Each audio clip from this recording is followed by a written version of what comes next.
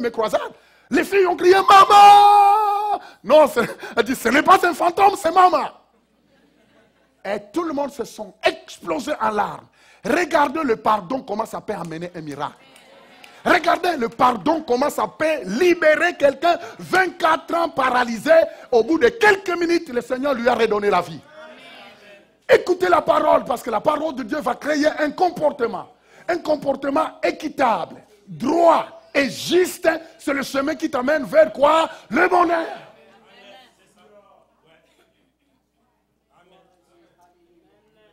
Il y a une condition.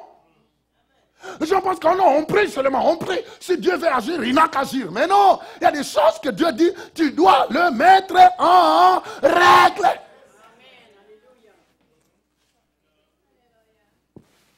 Il y a des choses qu'on doit mettre en règle. Le chemin vers le bonheur. Le bonheur est là, comme il a dit, j'ai pour toi des projets de bonheur et non de malheur. Alléluia. Ça va? Oh, alléluia, alléluia, alléluia. Dans Jean chapitre 15, verset 11, est-ce qu'on peut projeter pour nous? Jean chapitre 15, verset 11, alléluia. C'est en train de réviser vraiment ce qu'il fait. Alléluia, rapidement. Il dit, je vous ai dit ces choses afin que ma joie soit en vous et que votre joie soit parfaite. Il dit, le Seigneur dit, je vous ai écrit ces choses. Il dit, je vous ai dit ces choses. C'est quoi? Ma parole. Afin que ma joie, la joie de Dieu, soit en vous. Mais il dit que cette joie-là ne viendra pas dans vos vies tant que vous ne prenez pas le temps de m'écouter. Il dit, l'écoute amène la joie de Dieu à nous. Et il dit que votre joie soit parfaite. Alléluia. Le Seigneur veut que nous ayons une joie parfaite. Au cours de la semaine, j'étais en train de dire que là, il y a deux types de joie. Il y a la joie que Dieu donne et il y a la joie que le monde donne. Vous savez, sur cette terre, quand on sait qu'on a un compte gonflé, on a la joie. Quand on sait qu'on a un emploi stable, on a la joie. Mais cette joie-là est éphémère. Parce que regardez comment on peut perdre un emploi. Regardez comment on peut perdre même tout. Regardez un peu, suivez les informations. Les gens qui ont investi, ils ont travaillé 50 ans, ils ont pris leur argent, ils ont confié cela aux mains des intrus qui ont pris leur argent, ils ont tout mangé. Regardez maintenant, parfois la personne a 70 ans, son 300 000 $, c'est ça qu'il pensait. C'était son Dieu même pour ses vieux jours. Mais en un clin d'œil, il a tout perdu.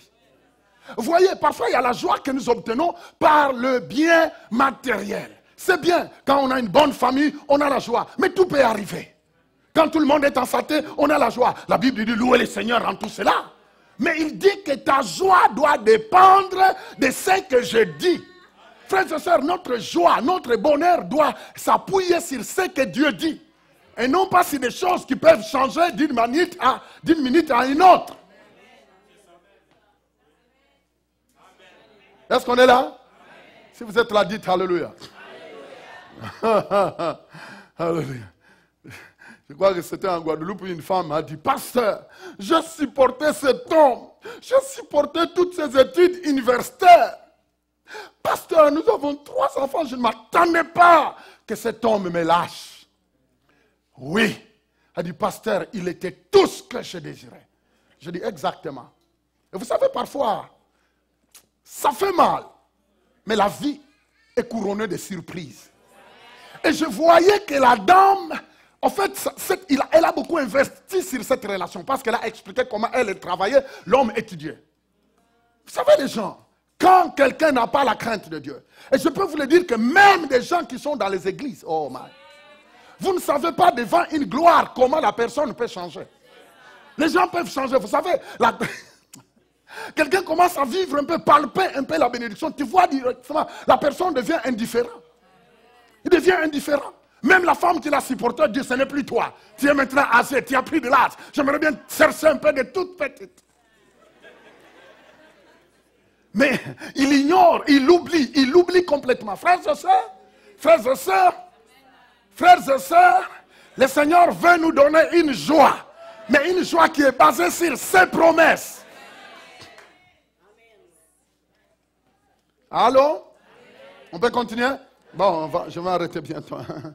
Oh. Sixième point que j'étais en train d'expliquer, quand Dieu parle, Dieu parle, et comment le fait-il? Quand est-ce que Dieu parle et comment est-ce que Dieu le fait? J'avais donné un peu quelques exemples.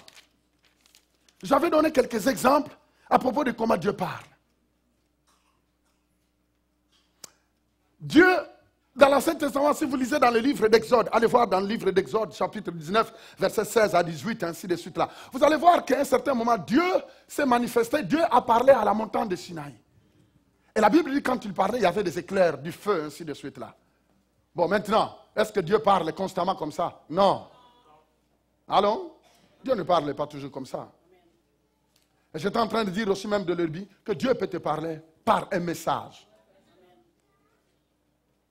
Dieu peut te parler par un message. Et je peux vous le dire que la parole de Dieu est une parole parfaite.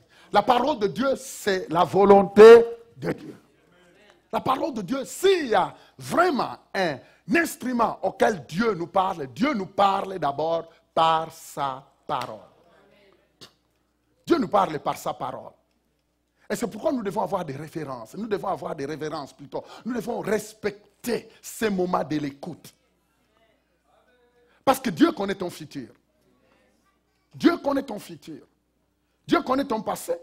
Mais béni soit le nom du Seigneur, Dieu n'avait pas besoin de consulter ton passé pour déterminer ce que tu deviendras. Allô? Oh, parfois on peut avoir un passé vraiment pesant, un passé lourd, un passé qui nous a écrasés. Mais gloire soit rendue à Dieu. Quand Dieu pardonne, il oublie. Il les jette dans la mer d'oubli.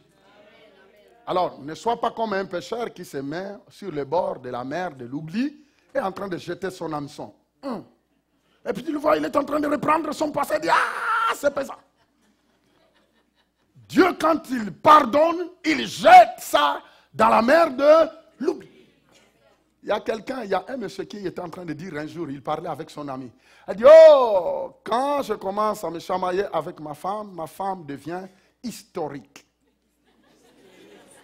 Alors, l'homme dit, mais est-ce que tu dis que ta femme devient hystérique ou bien historique? Il a dit, non, je ne dis pas hystérique, mais historique. Il a dit, explique-toi, qu'est-ce que tu dis? Il a dit, oh, ma femme a tendance d'aller reprendre tous ces...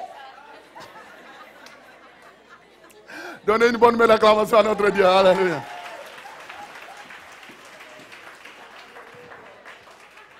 Elle dit, c'est formidable. Quand j'ai un peu de parole, je discute avec ma femme devient historique. L'ami lui dit non, dites hystérique. Il dit non, historique. Parce qu'elle ramène tous les passés. Je te dis, chérie, tu sais, je t'avais pardonné, chérie, tu sais, à un certain moment, je ne sais plus comment faire. Parce qu'elle ramène toujours. Allô? Vous connaissez l'histoire là que j'ai toujours dit? La femme. Non, vous avez oublié.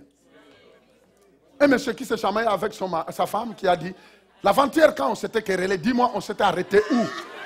Parce qu'aujourd'hui j'aimerais bien qu'on continue là où on avait arrêté. Pasteur, il y a des choses terribles. Tu te rends compte, un monsieur ils étaient en train de manger à table, il termine, il dit chérie, dis-moi hier, l'avant-hier, on a eu des disputes. On s'était arrêté où? Parce que j'aimerais bien qu'on continue. Seigneur! Et il y a des gens qui sont comme ça. Béni soit le nom du Seigneur parce que le Seigneur n'est pas comme ça. Quand il nous pardonne, il oublie. Alors n'allez pas sur le bord du mer de l'oubli et commencer à repêcher ton passé. Ne ramène pas ton passé. Et le diable est fort dans cet art. Parce qu'il aimerait bien te remontrer ton passé. Et au moins, en te remontrant ton passé, il te défait.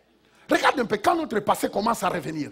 Et si le passé était horrible, à un certain moment, la personne, tu n'as plus même le goût de prier. Tu n'as même pas le goût de faire confiance au Seigneur. Tu es en train de t'écraser. Et le diable, là, il est content parce qu'il peut t'écraser.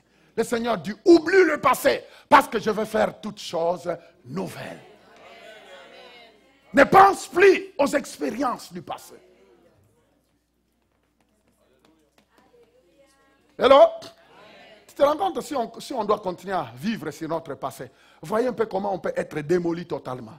Et beaucoup de personnes, Dieu les appelle à progresser, à vivre le meilleur, mais malheureusement, ils sont incapables de tourner les dos. Je sais que ce n'est pas facile.